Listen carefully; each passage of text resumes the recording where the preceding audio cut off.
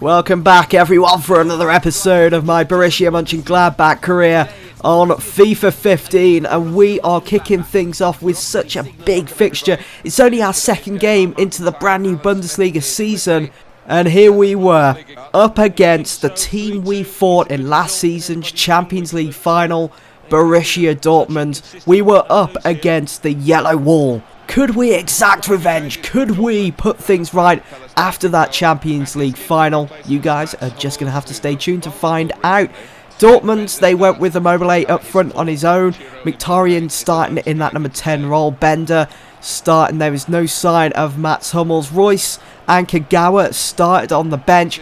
And for Borussia Mönchengladbach's side, completely the same team that I put out against Stuttgart in the opening day. Haman, Traore, Kruse, Thiago, Janazovic, De Jong, and at the back we've got Willems, Santana, Rajkovic, Raphael, and I did decide to go with Jan Sommer in goal, even though I did capture the signing of Tim Krul in the last episode. And I was thinking at the time, whilst the game had just kicked off, maybe I could bring Krul on in the second half and do a Louis van Gaal as Holland manager back at the 2014 World Cup. You know, just in case Sommer was to have a poor game against Dortmund. But it was looking good, it was looking promising for Sommer.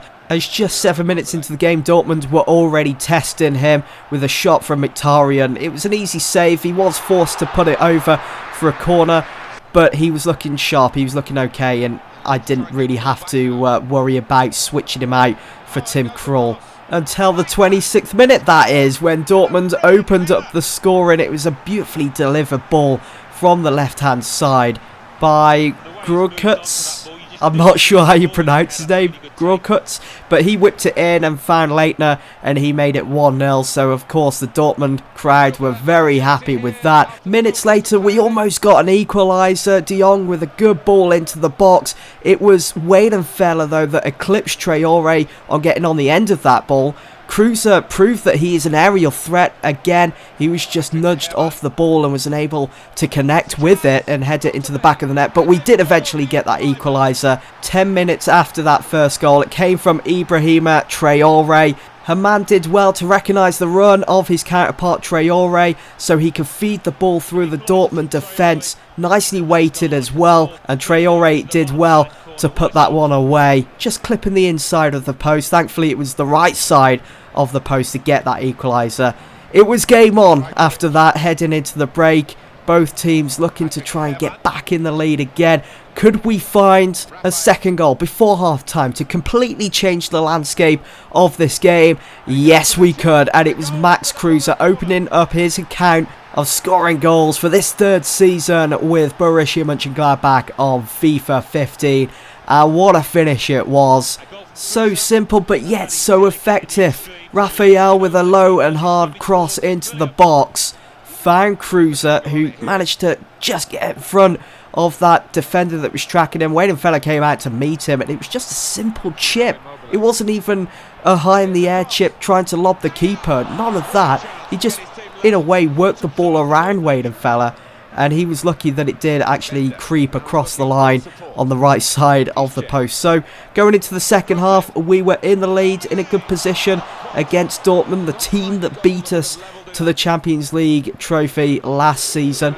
I did make a sub. Off came De Jong as I pushed Thiago at central defensive mid and brought on Tolgai Alcian, who got that winner on the opening day against Stuttgart. And on came Berahino for Traore, who was looking a bit jaded in this game against Dortmund. And I had to think about our next game coming up. We were in a good position as we hit the hour mark in this game, just another half hour to go, and I was confident that with the strike force of Berahino and Kruse, we could maybe go on and get another goal and go on to win the game and pick up those all-important 3 points and be unbeaten so far in the season. Patrick Haman, who I did push off onto the left side as Berahino came on to the right, had a good opportunity there to make it 3-1, hit the ball on the outside of his right foot, but Weidenfeller, too good for that. He was always going to save it, did go out for a corner.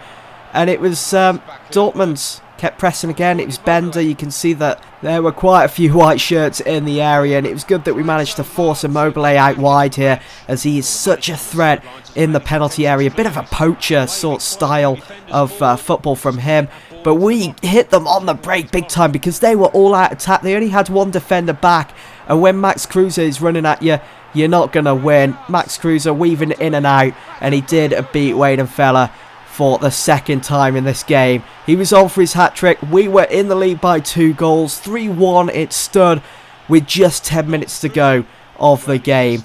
We were going to come away, surely, with those 3 points and exact our revenge after they beat us in the Champions League, after that referee made that stupid decision of giving away that penalty, which Immobile converted. It was disappointing, and I felt as though we were about to get closure here on Dortmund. They almost made it 3-2. They almost got themselves back in the game with a header from former Mönchengladbach winger Marco Reus. He's just offside there, as you can see. Oh, it was so close, and I'm so glad that the linesman was on form there. But Marco Reus coming on certainly gave Dortmund an extra boost in confidence as well as in pace, moving the ball forwards, and they did make it 3-2 with just seconds to go of the game. The goal came from Mkhitaryan, who was very threatening in the first half, as you saw, putting Sommer to the test, and he did eventually get his goal that he was looking for, but it wasn't enough to help Dortmund salvage a point from this game, as Borussia M'Gladbach go on to win 3-2 and pick up 3 points to add to the ball with just 2 games gone of the new Bundesliga season. After that, I did receive an offer for the 28-year-old central midfielder Janazovic from Stoke.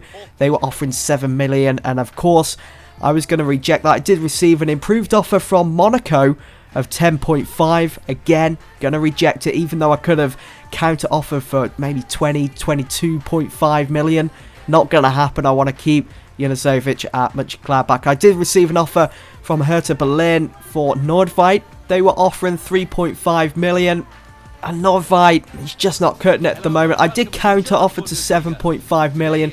I was interested to see whether Hertha Berlin would go on to accept that, because they're doing pretty well at the moment in the league. I know there's only just 2 games gone so far, but they're certainly up there at the top as it stands. Our next game in the Bundesliga was against newly promoted Nuremberg. You can see from my starting lineup, I did drop De Jong to the bench, decided to rest him for this game as Thiago fills in with that central defensive mid-role, which allowed Arsian to come in and play in central midfield alongside Janazovic. I was looking forward to this game because with Nuremberg being newly promoted and the current form that we find ourselves in, 2 wins in 2 games, surely it should have been a walk in the park.